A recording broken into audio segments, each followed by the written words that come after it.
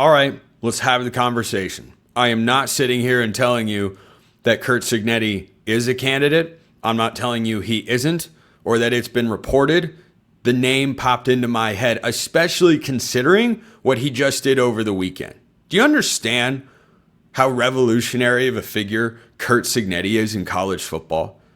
Do you even remember? What's the last thing you remember about Indiana football before Curt Cignetti arrived? The dude has lost two football games. Sorry, he's lost 2 football games in the last couple of years with the Hoosiers. He's going to lead them to their second straight 10-plus win season. They never had one before. Your last memory of Indiana football before he got there was probably Michael Penix and where he had the Hoosiers during the COVID season. That's probably it. Cignetti has now made them into a top 5 team, a nationally relevant program that looks like a contender for the national championship that just went on the road and beat Oregon. In year 2, he became the second coach to beat Dan Lanning at Autzen Stadium. The other guy is the guy I just mentioned, Michael Penix and Kalen DeBoer. It was that first iteration of the Washington team. That's the other team that has beaten Dan Lanning at Autzen Stadium. The national champions lost at Autzen last year. And Curt Cignetti has Indiana in year 2 beating Oregon. That's one of the more remarkable things we have ever seen. It is truly incredible. It's more incredible than Vanderbilt beating Alabama last year. You know why? Vanderbilt was at home. That was one of the most remarkable things I've ever seen. Don't get me wrong. But Indiana has not had any identity, reputation, brand power, respect, credibility, none of that. And all of a sudden he's there. This should be the top, ideal, perfect world candidate for Penn State. If I were a Nittany Lions fan, that's the guy I would want more than anybody else. If he is doing that at Indiana, what in the world can he do at Penn State with those resources? What is he? How would that not work?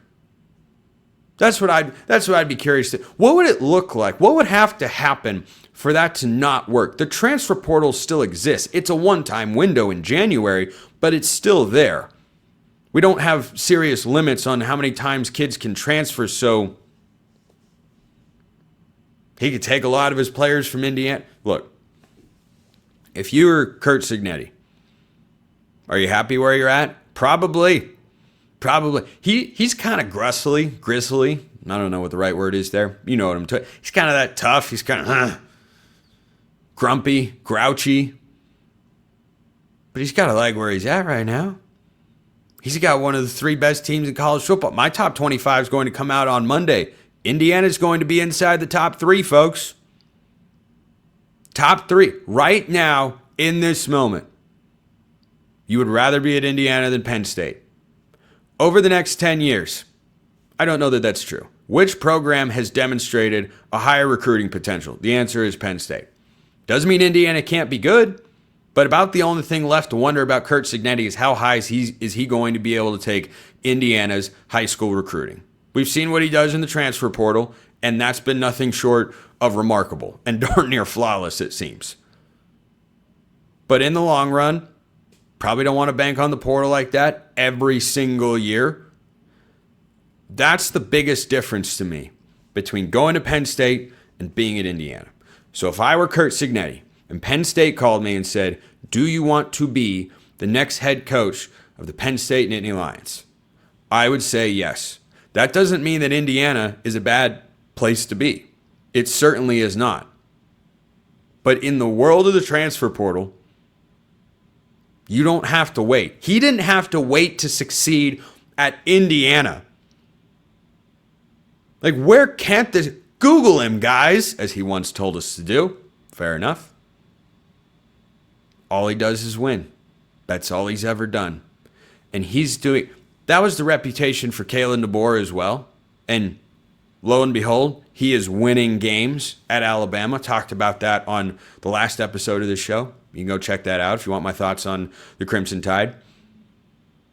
He at least did it at places that had a history of success at the Power 4 level. I don't know about Sioux Falls. He turned them into a big-time winner. Fresno State, have had some great years. Washington went to the playoff with a different coach. Alabama, don't need to say anything else. Curt Cignetti's won at James Madison that made an FCS to FBS transition within the last 5 to 7 years. And then went to Indiana that had never had a 10-plus win season. He's going to do that twice in the first 2. Dude just wins. Dude knows how to coach, knows how to run a program. You don't have to worry about, does he have enough experience? Nope, he's got that. He checks every box.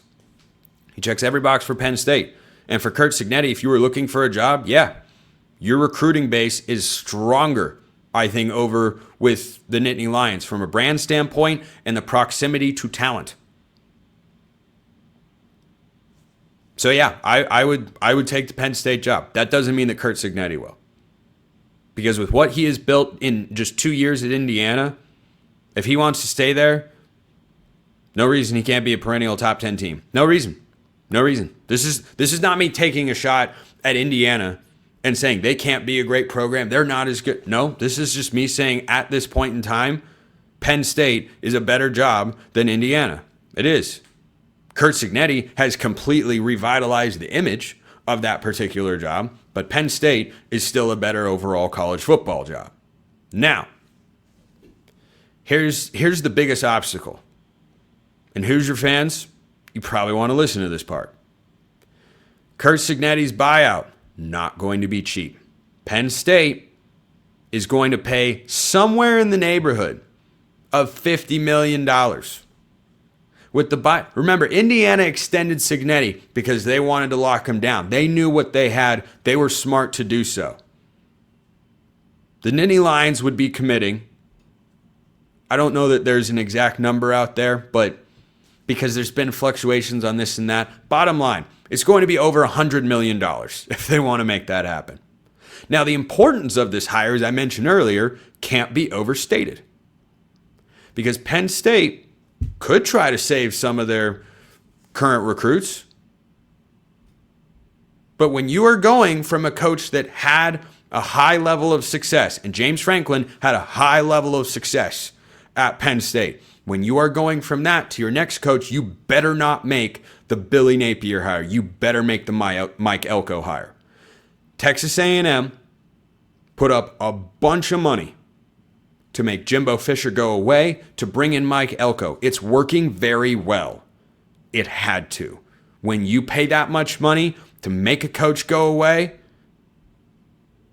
who had a certain floor, I know the floor was lowering down. We saw that. Still, if James Franklin had finished out this season going into next year, they still probably would have been an 8 to 10 win team. I'm sure they would have found a way to bounce back. I'm not sure. I'm only sure because their schedule is really favorable next year, which is another piece to this equation. Penn State does not play Oregon, Ohio State, or Michigan next year. It doesn't sound right. It doesn't sound right. I have to double check this. Their schedule next year: Marshall, at Temple, Buffalo. Their Big Ten schedule in no order has Maryland. They do play Michigan, Northwestern, Minnesota, Purdue, Rutgers, USC, Wisconsin, Washington. No Oregon, no Ohio State, no Indiana. That's Penn State's schedule next year. So the coach that gets hired can go in there and succeed immediately if he's the right guy for the job. So when you pay this much money, Penn State, pressure's on. Pressure. Again, I support it because I'm a guy that wants schools, institutions, teams, whoever, go all in. Go for it. Or else what the heck are you doing here? Penn State's going for it. You can't screw this one up because whoever you hire, you're going to be stuck with them for quite a few years. Dan Mullen wasn't bad. He just wasn't good enough. Billy Napier is worse. Jimbo Fisher wasn't good enough. Mike Elko's a lot better. They need to find their Mike Elko. Who is that? We'll see. We will see. But if I were Curt Cignetti, yeah, I'd take the job. Not automatically. I wouldn't be in a hurry to leave Indiana. I would, however, say, yeah, that's a better job. But if I'm Penn State and I can't go get Curt Cignetti, well, who are we going for next? Manny Diaz doing a decent job at Duke. Feels too small. It feels too... That's the interesting thing. Penn State's a big brand. Penn State's a big school. Spending a bunch of money to make a coach go away... Hey, Bill Belichick might be available soon. You never know. Can't believe that's a disaster, except I totally can't. So, who do you think Penn State should hire? If not Cignetti, drop your thoughts in the comments below.